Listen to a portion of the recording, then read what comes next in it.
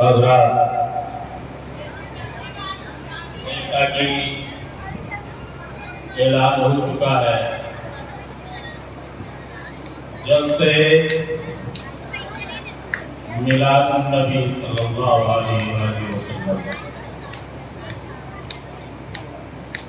اور بڑے افسوس کی بات ہے بڑھیا ہے، بہت بڑھیا ہے، کلام اچھا لگتا ہے کہ اتنی دور دراز سے لوگ آئے ہوئے ہیں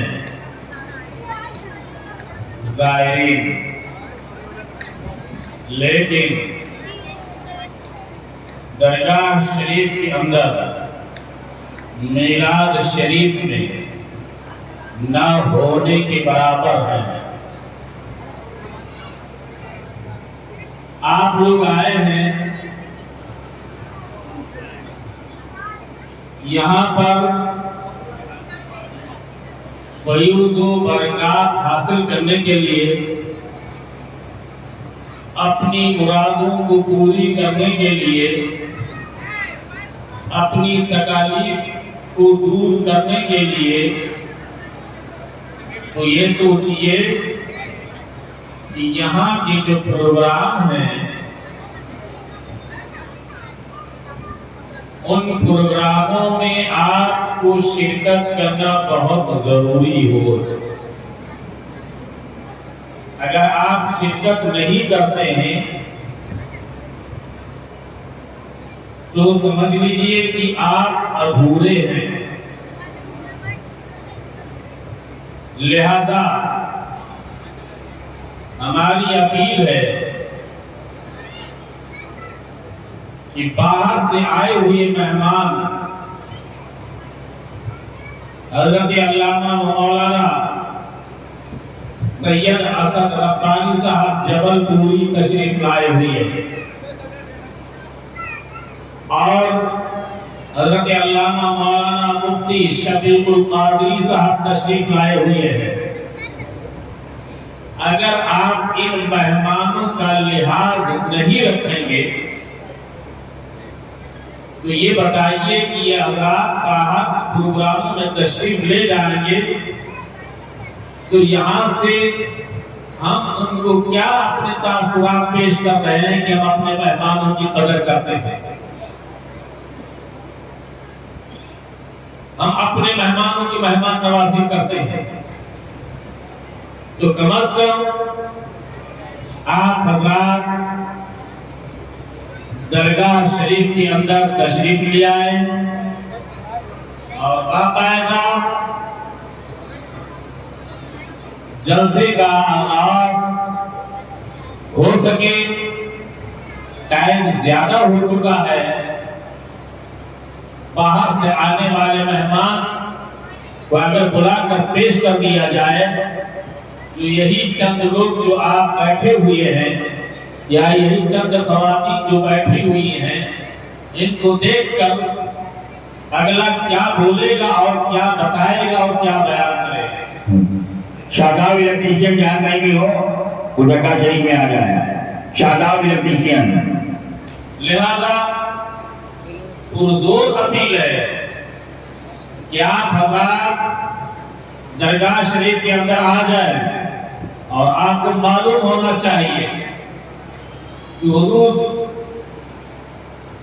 منبع فیض و برکات، سلطان العارفین، سراج السالکین، مصباح المقربین، سلطان العارفین، سراج السالکین، سیدنا سلطان محمد عارف علی نور اللہ مرقدہ کا عرس شریف ہے، اور سنیچر کے دن عرس شریف ہوگا۔ ساتھ ہی آپ کو معلوم ہونا چاہیے کہ جس دن ہمارے پیر مرشد کا عرس شریف ہے اسی دن عید غدیر بھی۔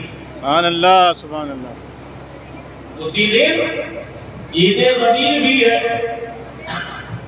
اور آج انشاءاللہ الرحمن عید غدیر پر بھی خطاب ہوگا، اور جو حضرات ہمارے مہمان تشریف لائے ہیں مختلف موضوع پر آپ کی خدمت میں پیش کریں گے اور آپ کے قلب کو نور و مجلہ کریں گے۔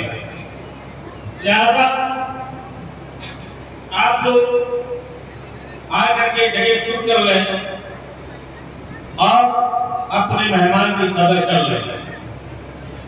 ایسا نہ ہو کہ ہماری آپ کی بےعزتی ہوئی. خدا را آپ لوگ جو ادھر ادھر بیٹھے ہوئے ہیں محفل میں آ جائیں اور سماعت کریں. یاد رکھیے ہر پروگرام میں شریک ہونا یہ عبادت ہے. یہ عبادت ہے. اب بس اتنا سمجھ لیجیے آپ کہاں پہ آئے ہیں. اگر آئے ہوئے ہیں اپنے پیر و مرشد کی بارگاہ میں اور اپنے پیر و مرشد کو کس مقام پہ تسلیم کرتے ہیں بس اتنا اشارہ کافی ہے. بس آپ تسلیم کر لیجئے اور آ کر کے اس پروگرام میں شرکت کیجئے. باہر آنے والے مہمانوں کی قدر کیجئے. رہی بات یہ من کنت مولا ہو فہذا علی مولا. عید غدیر کہتے کس کو ہیں آپ کو معلوم ہونا چاہیے. مختصر سی بات میں عرض کر دوں تاکہ جان آ جائے. ہو سکتا ہے آپ تشریف لے آئے. اس کے بعد میں ہم آنے والے مہمانوں کو نئے آنے والے مہمانوں کو نعت منقبت کے لیے پیش کریں گے انشاءاللہ الرحمن. اس کے بعد میں ہمارے جو مہمان سے باہر سے آئے ہیں مقدر حضرات ان کو پیش کریں گے. سب سے بڑی دکھ کی بات یہ ہے کہ ہمارے لوگ اور خاص کر علماء طبقہ مولوی طبقہ تاریخ کا مطالعہ نہیں کرتے. اور اگر تاریخ کا کوئی مطالعہ بھی کرتا ہے تو ادھورا چھوڑ دیتا ہے. آپ جانتے ہیں کہ اس کا مہینہ ہے. حج ہو چکا ہے. حج سے فارغ ہو کر کے لوگ اور چار لوگ اپنے اپنے گھروں کو واپس ہو رہے ہیں اور کچھ لوگ واپس ہو چکے ہوں گے. کچھ لوگ اپنے گھر کو پہنچ چکے ہوں گے. کچھ لوگ راستے میں ہوں گے اور کچھ لوگ ابھی مکے ہی میں ہوں گے. حج کا مہینہ ہے. حج کا موسم ہے. میرے آقا سرکار مدینہ سرور قلب و سینہ احمد مصطفیٰ محمد مصطفیٰ صلی اللہ علیہ وسلم حج سے فارغ ہوئے اور حج سے فارغ ہونے کے بعد میں میرے آقا صلی اللہ علیہ وسلم مدینہ شریف کی طرف سفر کیا. صحابہ کرام کا جھوم اٹھے اور ایک جگہ میں میدان ہے. اس میدان کا نام ہے مدینہ. وہاں پر میرے آقا صلی اللہ علیہ وسلم نے سب کو جمع کیا. سارے صحابہ کو جمع کیا. جو آگے نکل چکے تھے ان کو بھی بلایا. جو پیچھے تھے ٹھہر کر ان کو بھی وہاں پر پہنچایا. پھر اس کے بعد میں میرے نبی نے ارشاد فرمایا منبر بناؤ. منبر کس چیز کا؟ کنکروں کے پلانوں کا منبر بنایا گیا. میرے آقا صلی اللہ علیہ وسلم اس منبر پر تشریف لے گئے اور مولا کائنات مولا علی کرم اللہ وجہہ کریم کو اس منبر پر کھڑا کر کے میرے آقا صلی اللہ علیہ وسلم نے 1,34,000 کم و بیش صحابہ. مختلف روایات ہیں, مختلف طریقے ہیں, لیکن یہی بات ہے کہ میرے آقا نے سرکار دو عالم صلی اللہ علیہ وسلم نے میرے مولا کائنات علیہ السلام کا دست مبارک کو پکڑ کر کے اور لوگوں کو فرمایا اے لوگوں من کنت مولا ہوں فہذا علی مولا. جس کا میں مولا ہوں اس کے علی مولا ہے. اس کے علی مولا ہے. اور آپ کو یاد ہونا چاہیے وہی 18 تاریخ کو میرا مولا بھی پردے میں گیا ہے. میرا مولا بھی پردے میں گیا ہے. اب غور کیجئے پیارے میرے آقا صلی اللہ علیہ وسلم. اب غور کیجئے, سوچئے میرے آقا صلی اللہ علیہ وسلم نے حضرت مولا کائنات کو مولا بنایا ہے, آقا بنایا ہے. آج لوگ اس مولا کا معنی مختلف آدھار سے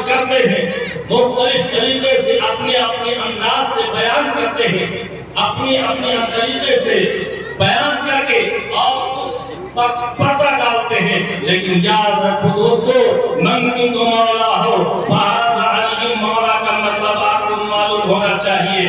قرآن پاک کی ایک آیت ہے، سورہ صافات کی آیت ہے، وَقِفُوهُمْ إِنَّهُمْ مَسْئُولُونَ، وَقِفُوهُمْ إِنَّهُمْ مَسْئُولُونَ۔ میرے عزیزان ملت اسلامیہ، قیامت کا دن ہوگا، حساب و کتاب ہو چکا ہوگا، جنتی جنت کی طرف جا رہے ہوں گے، جہنمی جہنم کی طرف جا رہے ہوں گے۔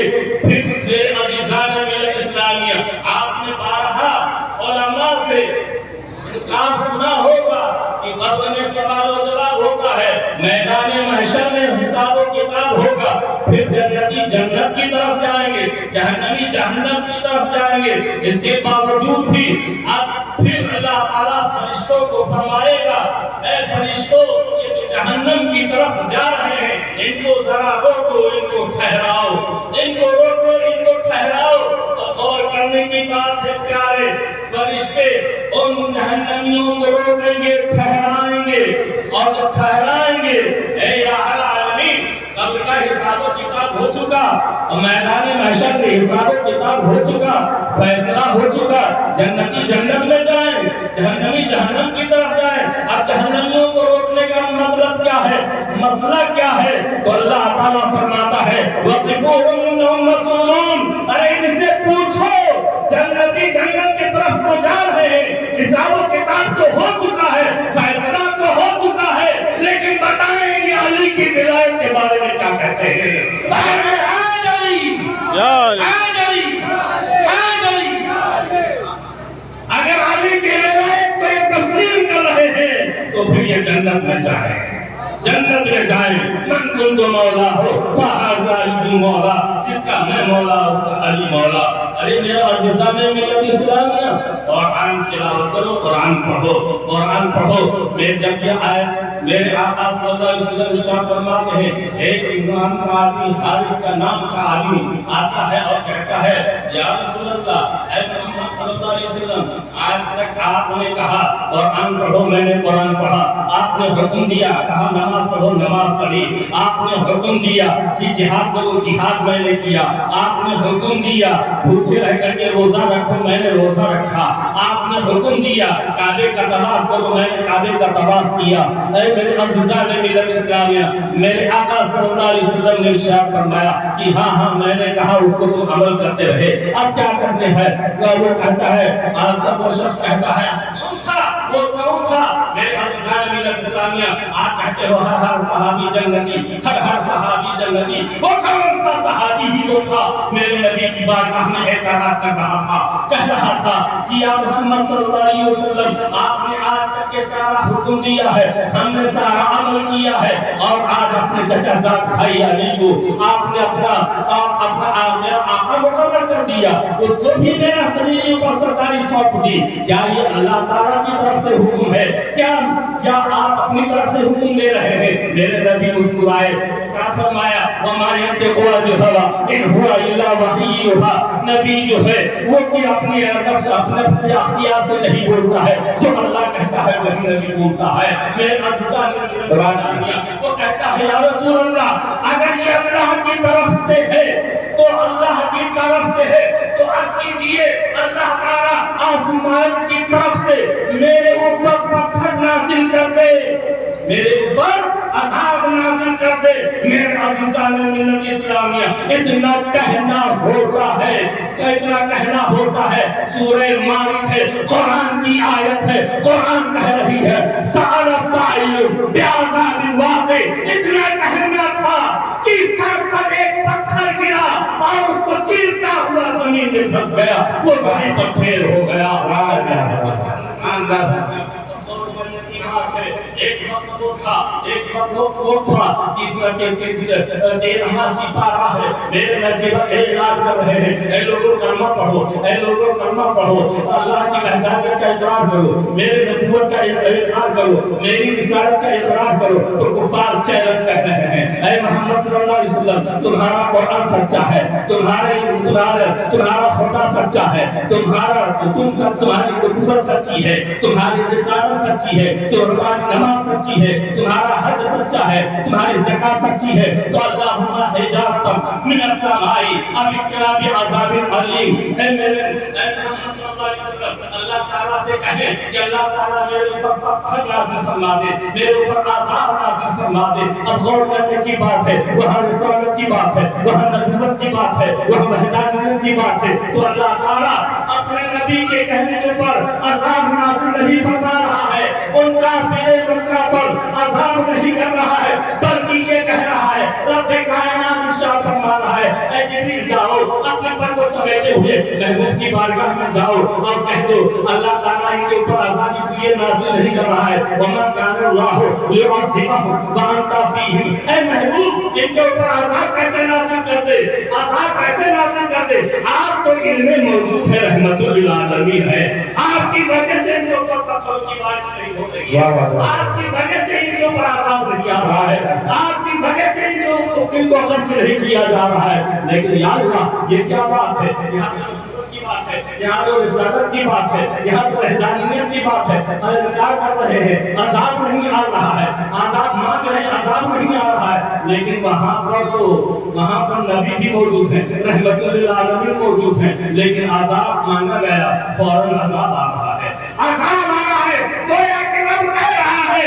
اے لوگوں نبوت اور رسالت اور وحدانیت کا انکار کرو گے تو خدا جو ہے اس میں نرمی دے سکتا ہے، لیکن ولایت کا انکار کرو گے نعرہ تکبیر، نعرہ تکبیر، نعرہ رسالت، نعرہ رسالت، نعرہ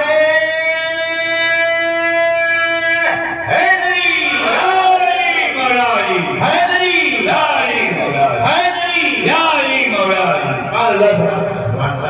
نبوت اور رسالت کا انکار کیا تو خدا کی طرف سے جواب آیا اے محبوب ہارون کے درمیان رحمت للعالمین میں یہاں پر ولایت کا انکار ہوا فوراً عذاب آئے گا سارا سمائل میں عذابی وقت ہے۔ اے میرے عزیزان ملت اسلامیہ اب میں یہیں پر اتفاق کرنا چاہتا ہوں، پھر میں پرزور اپیل کرنا چاہتا ہوں کہ آپ آ جائیں، آپ لوگ اندر آ جائیں، باہری مہمانوں کی آپ قدر کریں اور جو ہے کیا مہمان نوازی کریں اور یہاں سے جائیں تو یہ دیکھ کر کے جائیں کہ ہاں ہم گئے تھے مقبرہ کی سرزمین پر تو ہماری بھرپور حوصلہ افزائی ہوئی، ہماری باتوں کو سنی گئی اور ہماری باتوں پر عمل پیرا ہوا۔